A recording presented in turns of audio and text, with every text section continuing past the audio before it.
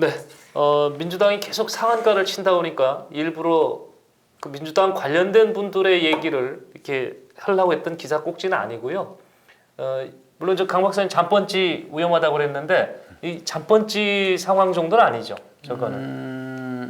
번지기에 따라서는 큰 펀치가 될 수도 있고요. 네. 근데 중요한 거는 이거는 벌어진 일이라는 거고요. 네. 남은 건 어떻게 수습하느냐에 따라서 음, 이게 저 잔펀치가 될지 예. 강펀치가 될지는 알 수가 없죠. 그래서 이 사안을 그 핸들링하는 그 처리하는 이 민주당의 예. 자세와 뭐 능력과 뭐 이런 게 다 이번에 이제 포함된다고 봐요. 일종의 위기 관리 상황이라고 봐야죠. 네.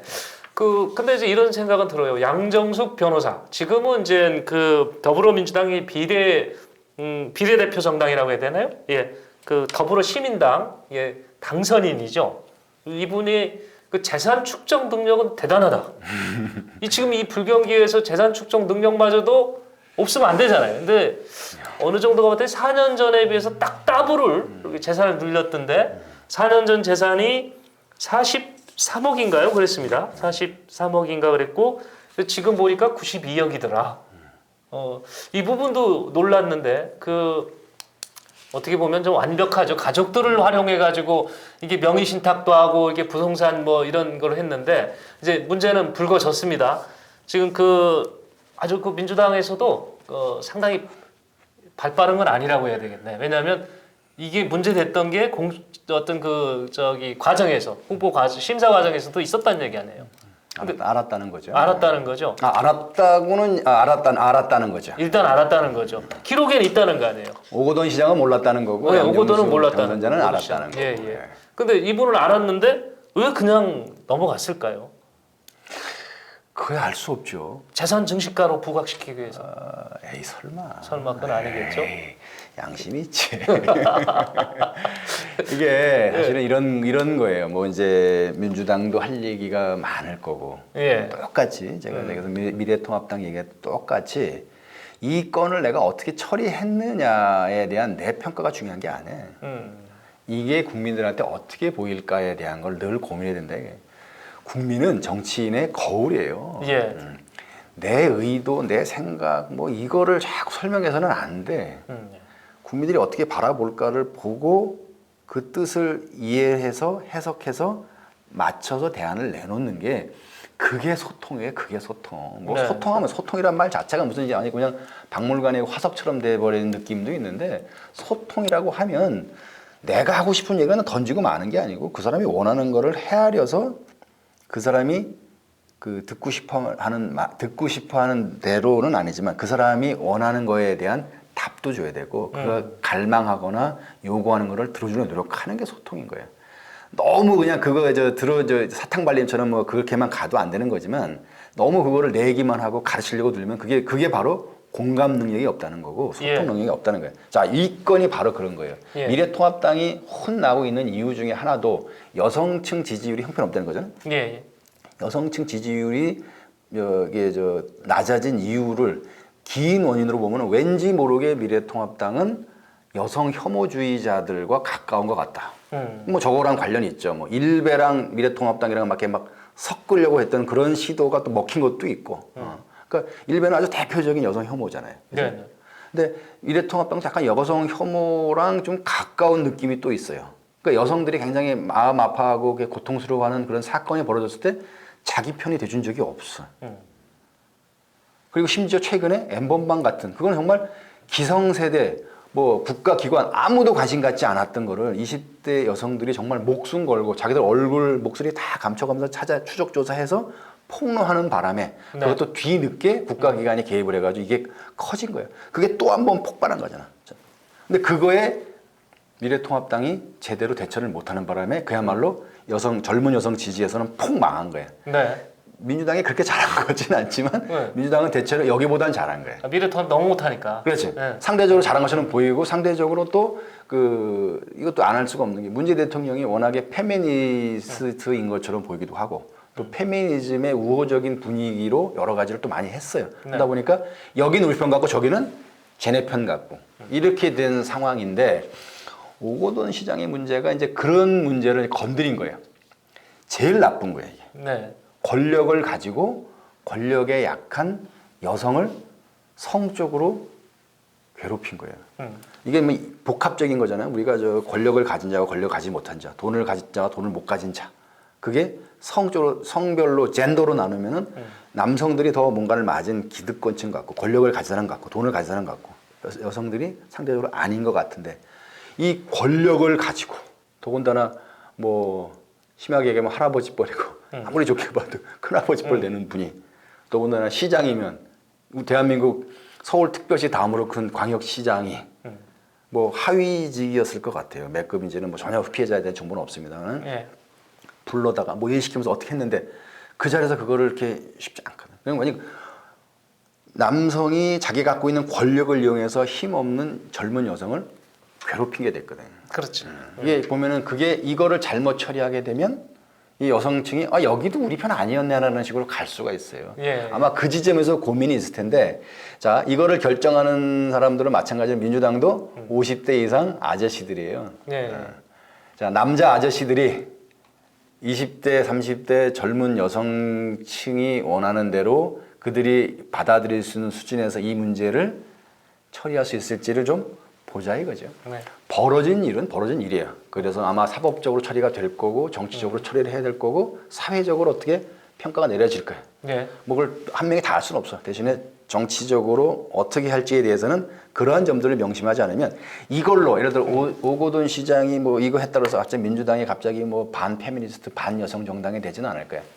이게 쌓이면 또 돼요. 이 뭔 차이가 있냐? 미래통합당은 그 전신으로 가면서 계속해서 뭔가 이미지를 축적해 온 게 있어요. 기득권을 옹호하는 데 같고, 네. 남성을 지지하는 것 같고, 뭐 이렇게 이런 식의 이미지가 쌓이다 보니까 꼰대스럽고 수구스럽고 무능력해 보이고 막 이런 이미지가 쌓인 거가 이게 지금 나오는 거예요. 쌓인 거 한꺼번에 뒤집기 어렵습니다. 아까 말씀드린 대로 한 방에 없어. 그 조심해야 양정숙은 또 뭐가 되느냐? 이 민주당이 그동안 많이 잘 관리했던 그 반기득권, 기득권을 부시는 어떤 챌린저, 도전자적인 이미지가 있었단 말이죠. 그래서 예, 훨씬 미래통합당이 찌그러져 있고 능력도 없고 힘도 없음에도 불구하고 미래통합당은 뭔가 기득권을 지키는 집단처럼 이렇게 이미지가 예. 형성이 돼 있고 여기 부딪히는 거야. 아주 좀 재밌게 말하면은 미래통합당은 그 성벽으로 오해되고 있는 풍차고 민주당은 그걸 어찌됐건 부시러 가는 돈키호테 같은 사람일 수도 있어요. 뭔가 변화를 추구하는 사람처럼 보이잖아요. 근데 양정숙은 그거에 대해서 정면으로 배치되는 거죠. 양정숙은 그렇게 따지면은 이렇게 표현하면 안 되는구나. 죄송합니다. 양정숙 당선자 같은 분은 사실은 이 문제에 대한 이 것만 놓고 보면은 네. 딴 당에 있었어야죠. 그렇죠. 이 당에 있으면 안 네. 되는 거였죠. 민주당하고의 어떤 저 생각이나 방향이 같지 않을 수 있는 사람이란 얘기죠. 아니 그러니까 요것만 놓고 보면 여건만 놓고. 평상시에 뭐 정치적인 발언이나 사회 활동으로 놓고 보면 민주당에 딱 맞죠. 뭐 인권 굉장히 근데 저건 있어요. 국회의원을 엄청 하고 싶은가 봐.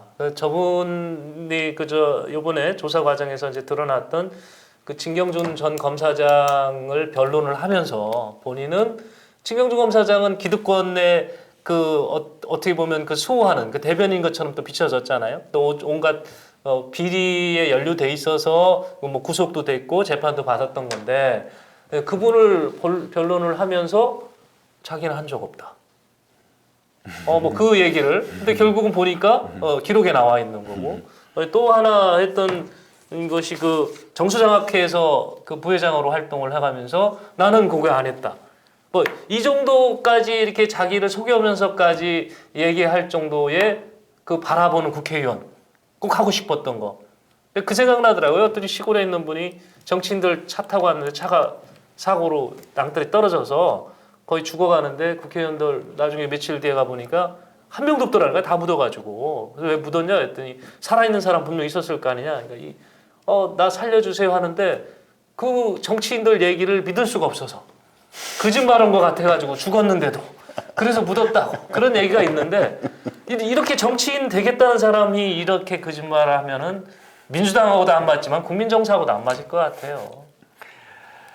너무 뭐, 심했나요? 아니 그냥 무슨 얘기든 못 하시겠습니까만 근데 예. 이제 이게 기준을 어디 두느냐에 따라 좀 다를 수가 있는데 예. 예를 들어서 우리가 이제 말씀하신 대로 우리 국민들이 정치인들한테 바라는 게 현재 바라는 게 뭘까에 대한 걸 한번 생각해 보자 이거죠. 그러니까 옛날 같으면은 정치인들 말이 뭐 거의 그 지침 같은 거 역할을 했어요. 그냥 가르치려고 정치인들이 뭐 가르치려고도 하고 어떤 모험이 돼야 된다.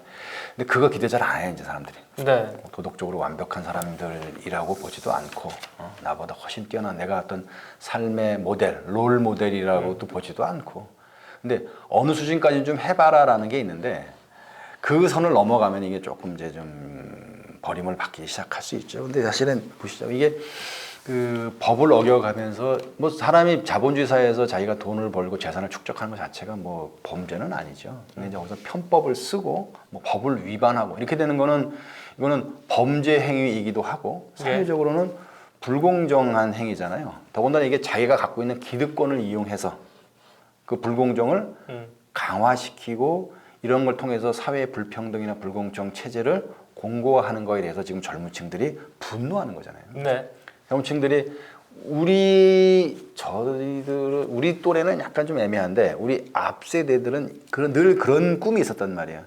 공부 열심히 해서 대학 졸업해서 좋은 데 취직해서 결혼하고 애 낳고 집 늘리고 애 잘 공부시키고 애 좋은 대학 보내서 애를 무슨 판검사 만들면 의사 만들면 제일 좋다. 이 꿈만 갖고 다 살아왔어요. 그 꿈은 갖고 살아오신 분 중에 하나가 또 조국 전 장관이고 뭐 저고 아니 뭐 그거는 우리 세대는 그건 어쩔 수가 없어요. 응? 거기 과정에서 능력 있는 사람은 조금 더 앞서 나간 거고 능력은 없는데 이 못된 술수를 써가지고 남보다 더 앞서 나간 사람인데 그건 또 뭐 예. 근데 우리 다음 세대는 그건 아니야. 걔네들은 자기들이 애를 써도 집 사기 어렵다라는 생각도 해요.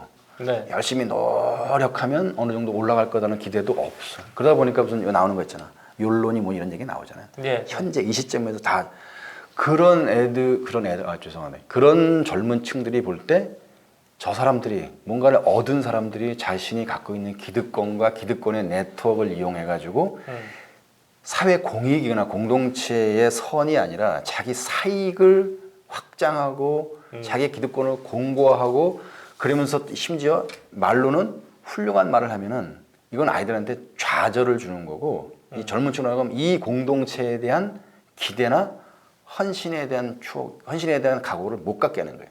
그럼 이 공동체에 대해서 젊은 층들이 이 공동체가 나를 지켜주지도 않고 내 말을 들어주지도 않고 그럼 이 공동체를 내가 왜 지켜야 되냐 생각할 수도 있거든.